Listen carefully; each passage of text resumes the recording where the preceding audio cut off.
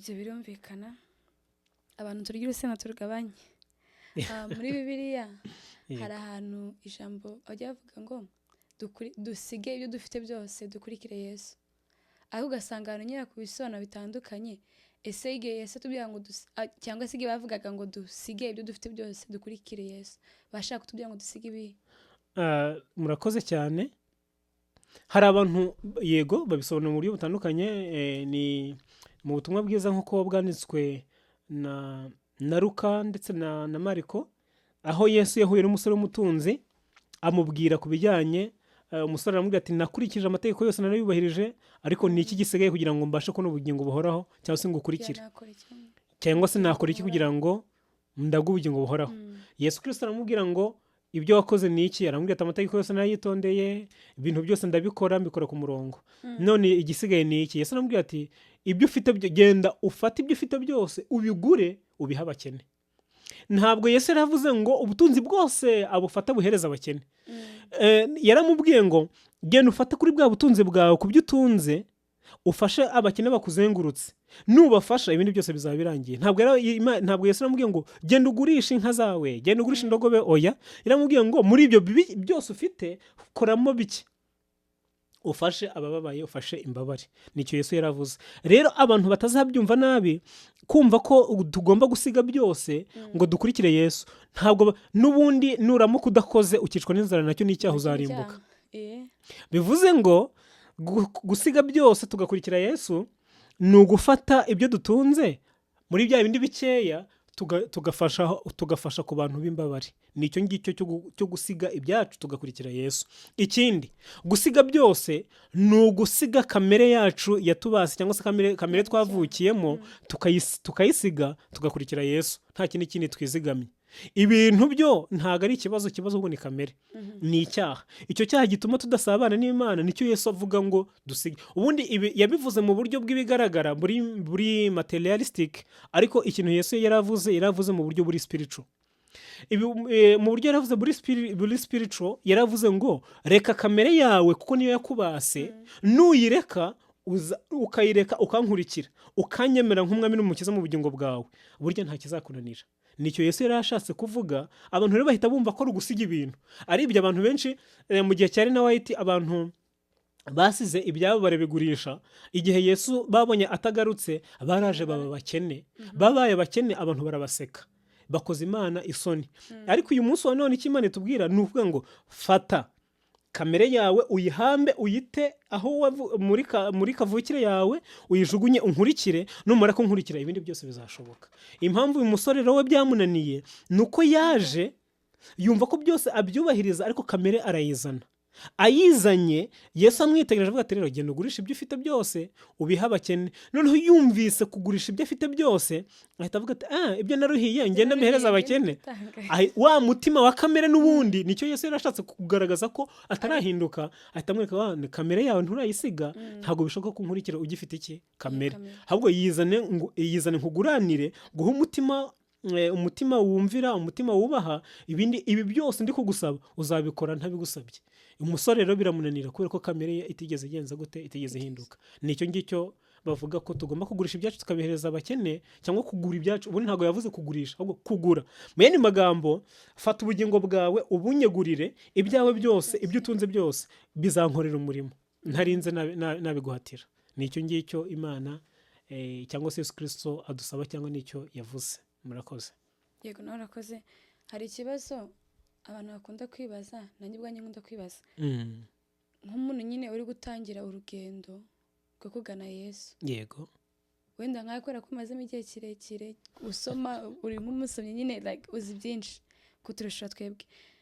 Nk'abantu tungana, ni gute nyine, ni nk'ihe nama watugira yo kuvuga ngo ni ikintu twagendera kugira ngo tugume muri ya mirimo twatangiye, cyangwa se muri ya nzira twatangiye kugana Yesu?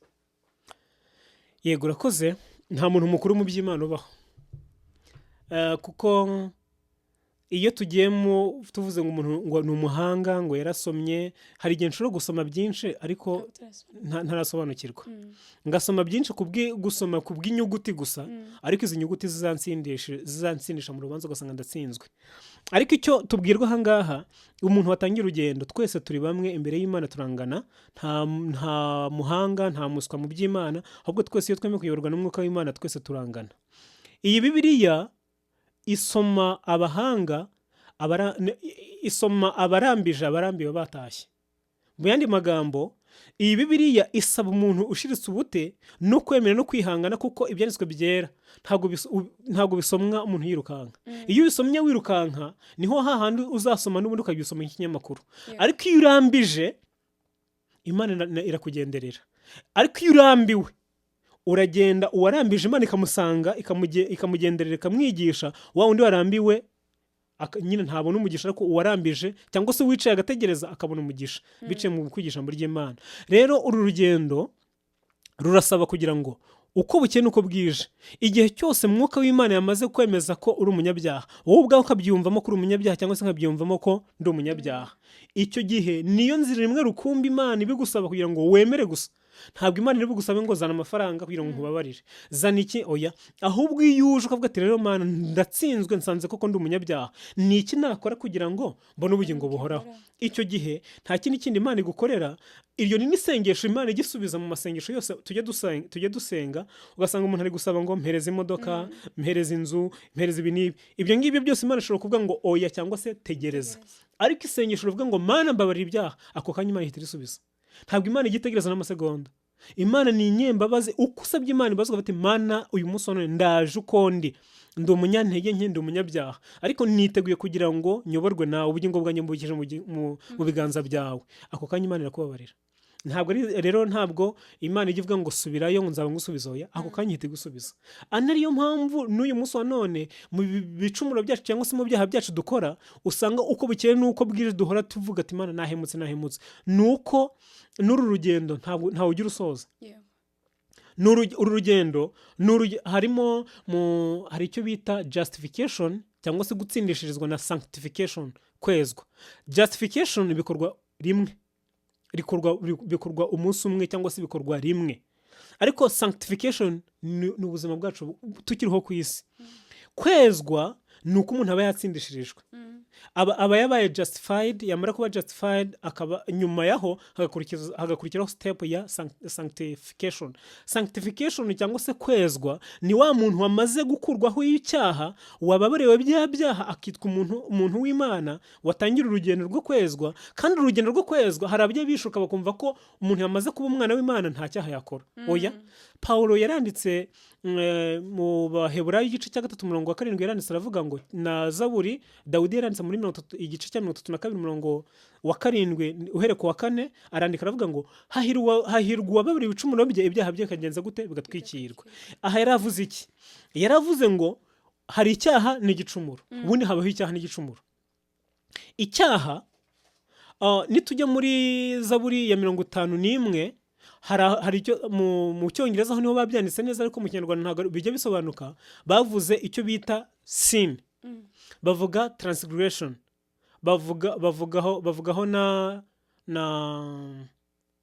bavugaho ikindi ko nkibagiwera.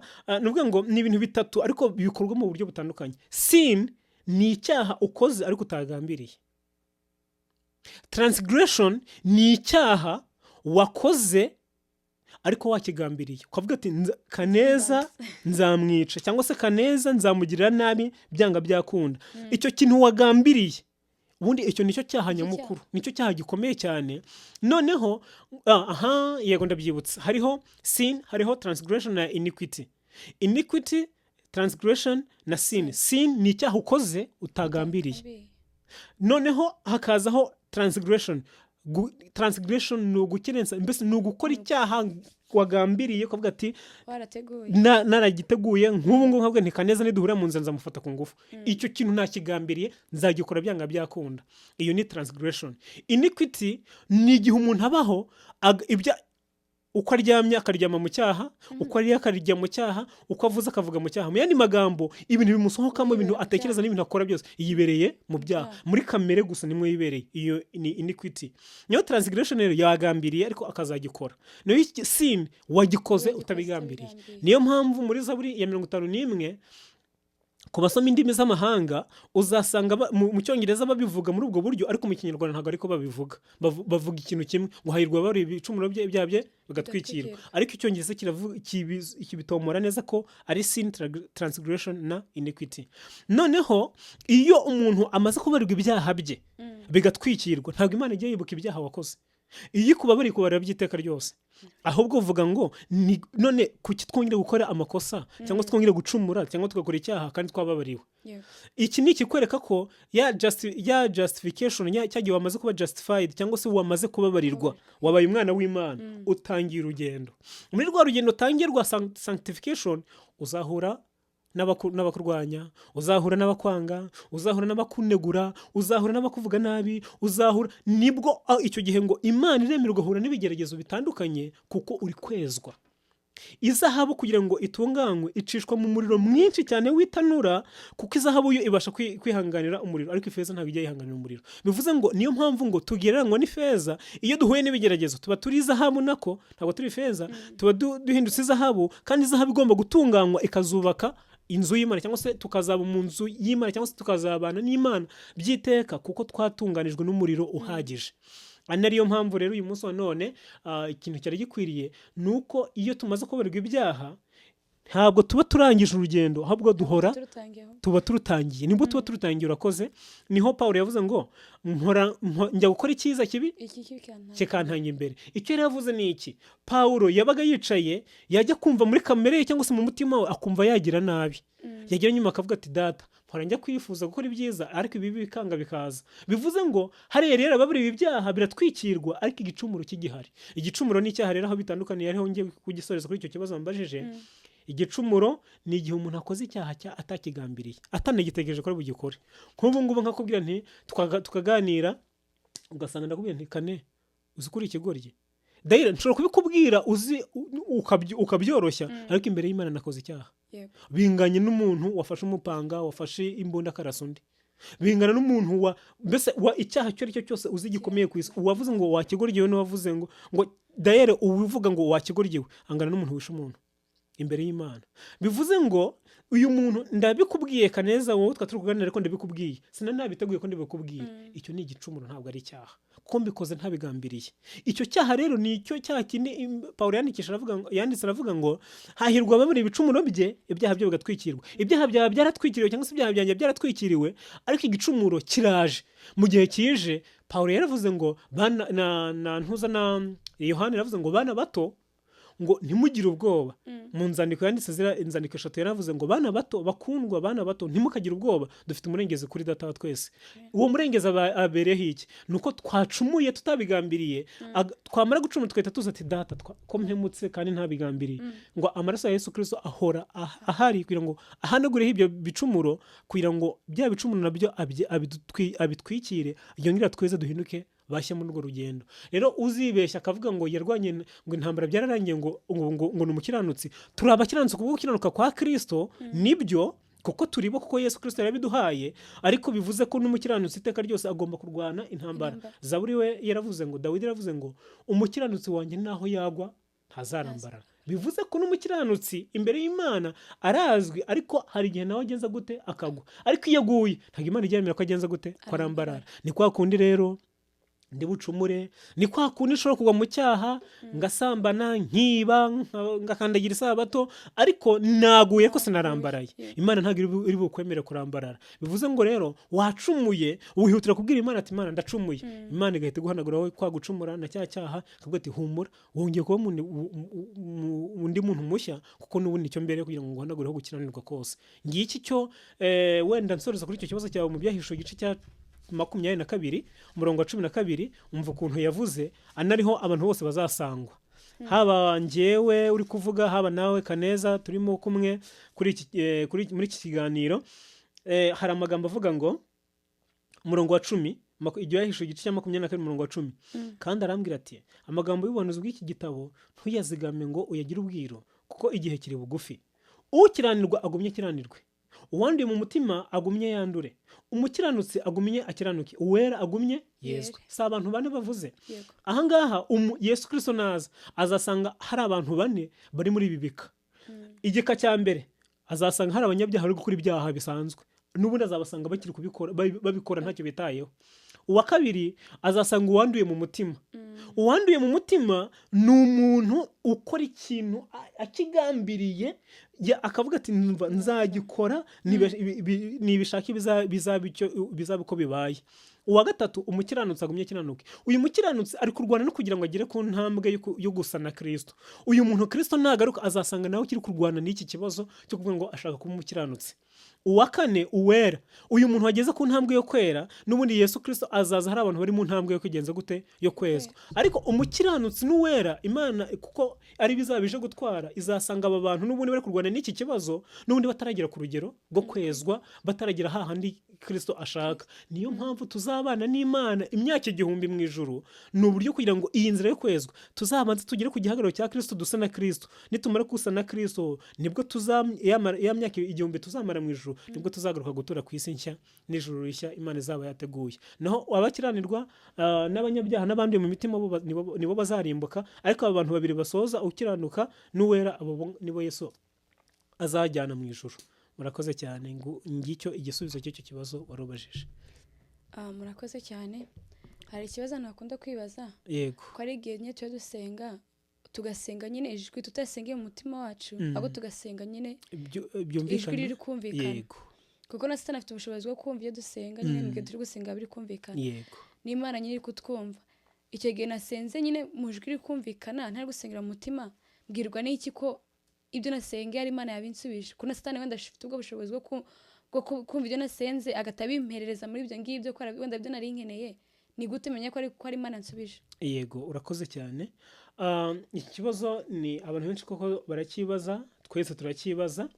Ugasanga umuntu yasenze ariko muri kwa gusenga akavuga ati se Imana kwitansubije. Burya igisubizo cya mbere kiboneka mu byanditswe byera.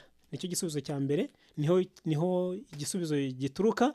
Ikindi gisubizo cya kabiri ni igihe umuntu yimenyereje kuvugana na Mwuka Wera. Igihe umuntu yimenyereje kuvugana na Mwuka Wera azi gutandukanya ijwi rya Mwuka Wera n'ijwi rya Satani.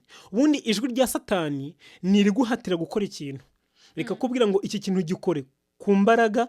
Mbese ni ijwi riza risa naho riri kongorera, ariko mu bundi buryo. Ijwi ry'Imana ryo ntabwo rihata, rirakubwira wabyanga rikakureka, ko ntabwo Imana ntabwo igifata ku ngufu. Ariko Satani ahora avuga ati kora iki ikintu gikore. Niyo mpamvu ngo Satani azihindura nka marayika w'umucyo kugira ngo yigaragarize abantu nibakomeza kugenda muri ibyo bintu byo kuvuga ngo beretswe Imana yabavugishije nibyo. Ariko ngo ikintu nyamukuru Satani adashobora kugeraho ni amasengesho yo mu rwiherero cyangwa se yo mu ntekerezo. Ngo amasengesho, impamvu ngo atigeze abasha Henoki wagiye mu ijuru adapfuye, ni uko Henoki yasengeraga mu mutima. Ngo uko umutima uteye, uko atekereje agasenga, uko atekereje agasenga. Satani rero ngo nta bushobozi afite bwo kwinjira mu ntekerezo zacu, ahubwo ngo ibintu yinjiramo bya bindi tuvuga twasohoye nibyo agenderaho. Iyo bigendeyeho rero, iyo icyo uvuze, icyo areba icyo uri kwifuza cyane, icyo uri kwifuza cyane nicyo yigana akavuga ngo aragusubije. Noneho wowe ukumva ko ukagira ngo ni Imana igusubije, ariko ikintu wasubijwe n'Imana cyangwa se Imana yagusubije kiza giherekejwe n'ibyanditswe byera. Ibyanditswe byera bikaza biguhamiriza ko icyo kintu kivuye hehe, kivuye ku Mana, cyangwa se Imana ikazana abahamya barenze umwe kuri cya kintu wagenje gute wasabiraga. Yego na Satani yazana abahamya, ariko abahamya ba Satani baza bakwereka izindi nzira zinyuranye n'ubushake bw'Imana. Ariko ubushake bw'Imana buhamanya na Bibiliya. Icya mbere, iyo uri gusabira icyifuzo runaka, Imana igusubiza ikoresheje Bibiliya. None igisubizo kikaza kiri kukwereka ku ijambo ry'Imana, kikuganisha ku byo gukiranuka. Ntabwo kiza kikuganisha ku byo gukiranirwa. Niyo mpamvu kugira ngo umenye igisubizo ko giturutse ku Mana, nuko ni cyiza kizaza kiri kukwereka ko ugomba gukora ibyiza Imana ishima kurenza icyo Satani we akakubwira ati kora iki, ariko ntazi azana igihamya cy'uko ugikora mu buryo bw'Imana ishima. Hari nk'urugero, ushobora kumva ushaka gukizwa, ariko satani kubera ko wabivuze satani yabyumvise Yabyumvishe. agahita akuzanira ikiganano agahita akwereka yuko wakijijwe Yeah. mu mutima ukumva ukavuga ati bake byarangiye nakize ariko burya ikintu gihamiriza abana b'Imana ko Imana yabasubije. Hari igihe urugero, hari igihe ujya nko ku rusengero ku muntu wabyimenyereje, hari igihe ujya nko ku rusengero cyangwa se waba uri kugenda mu mutima wawe ukumva nk'ijwi rizanye. Hari abenshi Imana ikabagera nko ku ndirimbo runaka, indirimbo ukumva indirimbo mu mutima wawe iraje, cyangwa se ukumva nk'isomo riraje, cyangwa se ukumva mu mutima wawe wagira neza. Icyo ni ikimenyetso simusiga cy'uko Imana yagusubije, ari igisubizo cyavuye ku Mana. Ari igisubizo cyavuye kuri satani arakubwira ngo mbese akakwereka ko wababariwe, ariko bigahita birangira aho ngaho. Rya jwi rigahita riceceka ntiryongere kuvuga, ariko ijwi ry'Imana ryo rihita rikwereka, rikatangira kukwereka ibyiza, ukabona abantu bose utangiye kubakunda, ukabona iby'Imana utangiye kubikunda. Icyo ni igisubizo kiba cyavuye ku Mana. Ariko igisubizo cya satani n'ubundi ako kanya akwereka ko agusubije, mu kanya ugahura n'umuntu ugahita umubwira ati wagicucu. Icyo rero ni ikimenyetso kigaragaza ko ni satani washatse kwereka ko ari Imana ikubabariye, ariko ni satani. Ariko ku Mana, Imana ku bantu bemera Imana kandi bemera ijambo ry'Imana, igucisha mu byanditswe byera, bishobora guca mu ndirimbo, bishobora guca mu masomo. Urugero nkanjye nigeze kugira icyo kibazo, ndakibaza njye Imana yacishije mu bigaragara mu ibati, ariko iryo ibati ryubaka inzu. Yego, Imana ibicisha mu ibati, ariko igihamya ihita ikinsohoreza muri Bibiliya. Ako kanya njyana muri ntabwo nari mpazi, ntabwo nari nzi ko hari ijambo ibati muri Bibiliya. Noneho icyo gihe ndi gusenga, cyari icyifuzo mubwira Imana nti Imana, ko ndi umunyabyaha, ko nkabije, n'ubundi ko ntacyo ndicyo, ubundi washoboka kanyica, ko numvaga ndambiwe kubaho, ko numvaga ibyo nkora byose mpemukira Imana. Hari saa 8 z'ijoro Imana irazirangenderera. Icyo gihe ndabyibuka, imvura yaraguye, imaze kugwa.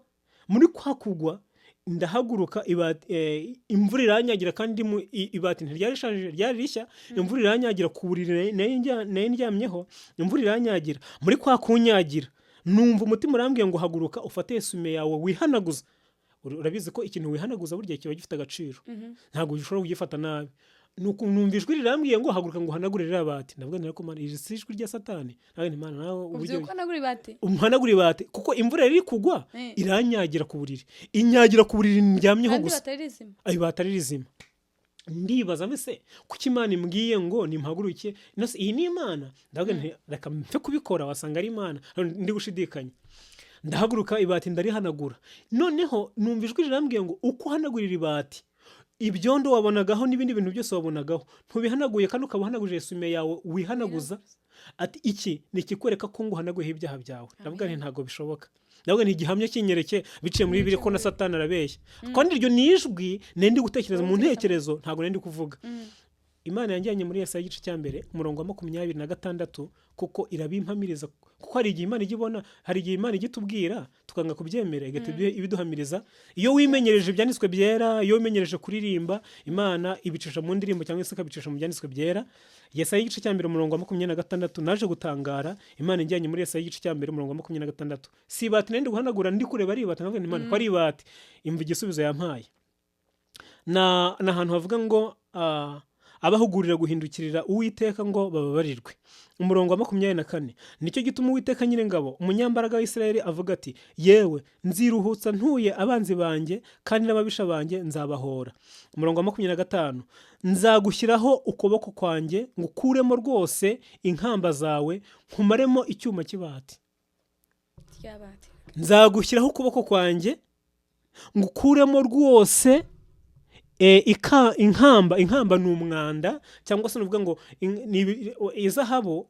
Ubundi izahabu igira ikintu gitwikira izahabu cy'igishell, ikintu nyine kigifunitse.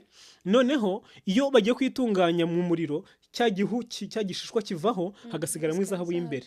Noneho Imana irambwira bicishe muri iri jambo ngo nzagushyiraho ukuboko ngukuremo rwose inkamba zawe, cyangwa se umwanda cyangwa ibyaha byawe, nkumaremo icyuma cy'ibati. Noneho maze kubyumva navuga nti Imana, iki gisubizo ni icyawe. Noneho irindi jwi rirambwira ngo ibati ntirijya rifata umugese, ndavuga nti nguhanaguyeho umugese ibyaha byawe byose watekerezaga ko byose ufite mbigukuyemo, uwo mugese cyangwa se icyo cyaha watekerezaga nkigukuyemo, icyo cyuma cy'ibati nkigukuyemo, ahubwo nguhaye umutima mushya. ndavuga nti Imana, iki ni igisubizo rero. Burya niyo mpamvu Imana iyisubije igusubiza mu buryo bwose ushaka. Imana wanayitega ikavuga ati nshaka ko ndirimba, Imana ikaguhereza indirimbo, kandi indirimbo wowe ubwawe utatekerezaga ukajya kumva indirimbo iraje. Yego, Imana ikora mu buryo butangaje byo bwinshi butandukanye. Yego. Tujya ku musozo. Yego. Hari ikibazo abantu bakunda kwibaza, ugasanga abantu kuvuga ngo gutura amaturo no kugarura icya 10. Bakavuga ugasanga bose kwibanda ati ayo mafaranga nafasha pasiteri. Yego. Ese ubundi mu by'ukuri icya 10 n'amaturo wabitandukanyiriza ngo bimara iki cyangwa se bikora iki? Yego, urakoze. Icya 10 n'amaturo ni umurimo Imana yashyizeho, cyangwa se ni igikorwa Imana yashyizeho kuva kera kose, uhereye ku bakurambere bacu, uhereye kuri Aburahamu, Yakobo, ndetse n'intumwa n'abatambyi. Icya 10 nta kindi gishinzwe, ni ukugira ngo cyamamaze ubutumwa bwiza. Ahantu hataragira ubutumwa bwiza, ayo mafaranga bashobora kuyifashisha mu gufasha abakene baho, cyangwa se bashobora kuyifashisha bagatuma intumwa z'Imana bakazituma kujya kubwiriza ubutumwa muri ako gace hataragira ubutumwa bwiza. Umumaro w'icya 10 ubundi ni uwo nguwo. Amaturo nayo afasha mu murimo w'Imana, ariko cyane cyane hari abantu bibaza ngo mbese ko abapasiteri ngo aribo bayarya. Ntabwo abapasiteri bayarya. Niko benshi batekereza, niko batekereza, ariko ntago ari byo. Ntabwo abapasiteri bayarya, kuko nabo ayo mutura yose siko bayafata. Nabo ubwabo ni abakozi b'Imana Imana yashyize mu murimo kugira ngo bakore uyu murimo w'Imana. Aya maturo mutura, tuvuge urugero, niba mwatuye nk'ibihumbi 10 by'idolari, ntabwo pasiteri ari bushyire mu mufuka we. Ahubwo aya maturo nawe ayashyikiriza ku bayobozi bakuru, kandi abayobozi bakuru nabo ntabwo bayagumana mu mufuka wabo. Ahubwo icyo cya 10 nacyo kiragenda kikajya kunganira ibindi bya 10 bituruke ahantu hatandukanye, kugira ngo babakozi cyangwa se bantu b'Imana bahagarariye umukumbi w'Imana, uwo pasiteri uhagarariye umukumbi w'Imana aho ngaho nawe, kuko hari ibyo yigomwa gukora. Imana rero yamushyize aho ngaho kugira ngo ayihagararire, cyangwa se ayibere umuhamya, ayihagararire aho hantu yamamaza Imana muri ako gace. Niyo mpamvu ujya kumva abantu bari kwibaza ko amaturo ari we yarya. Siko, ntabwo ari we yarya, ahubwo baragenda bakayahuriza hamwe. Bamara kuyahuriza hamwe bakavuga ati uyu muntu ko yitanze, uyu murimo ko yawukoze akavunika, reka tumushakire ishimwe. Ni ishimwe, ntabwo ari uvuga ngo ni umushahara. Bukumva aramubwiye ati wenda tuguhaye $100, rikaba nk'ishimwe ryo kumushimira ko yagenje gute, yahagarariye Imana, yakoze uwo murimo w'Imana. Naho amaturo rero n'icya 10 ntabwo abapasiteri bo bayarya. Nk'amaturo, urugero, iyo turi gusoma amakuru y'ahandi, ujya wumva ngo isabato ya 13 tuzakora igikorwa muri diviziyo runaka cyangwa se ahantu runaka.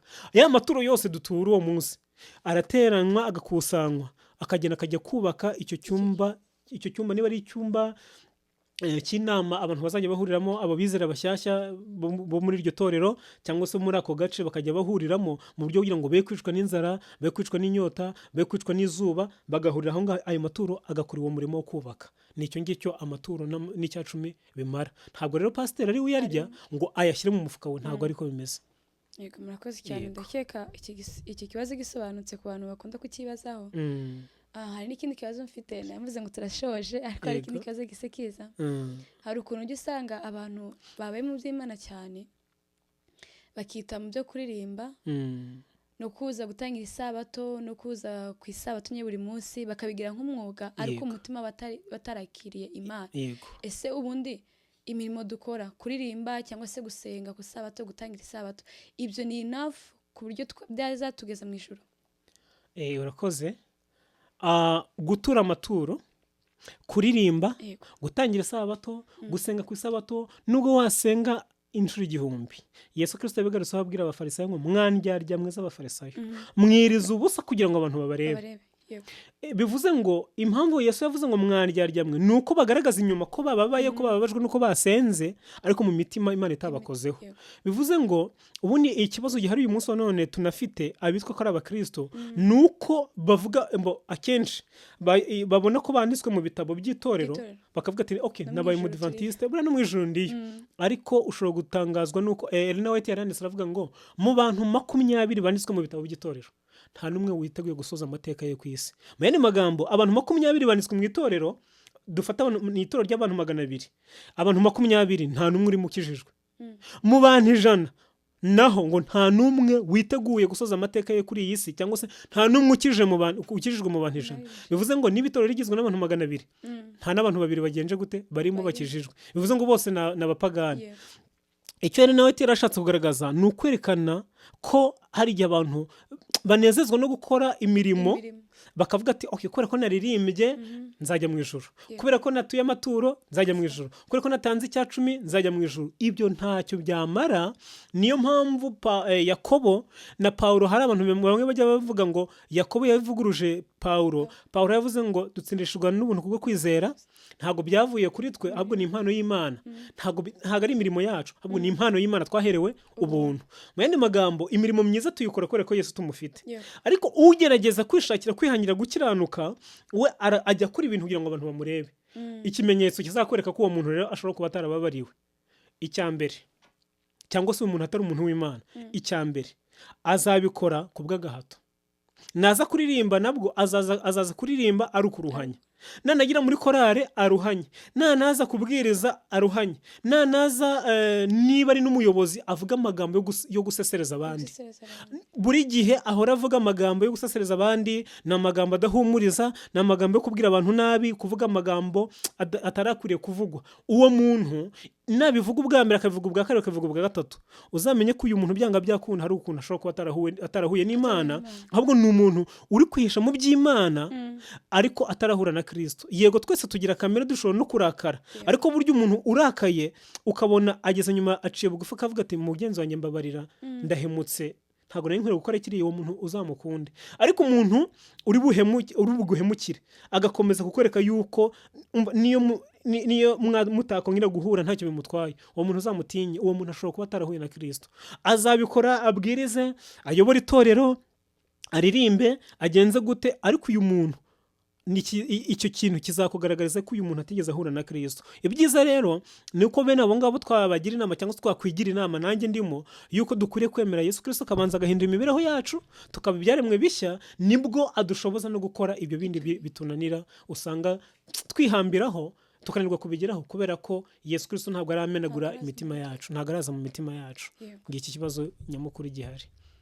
Murakoze cyane. Yego, ibibazo twari dufite byari ibyo. Ubwo abantu bagize wenda ibibazo tutabashe kubaza, mwaza kubishyira muri comment down below, mugakomentinga ibibazo mufite, twasengera tukamutumira.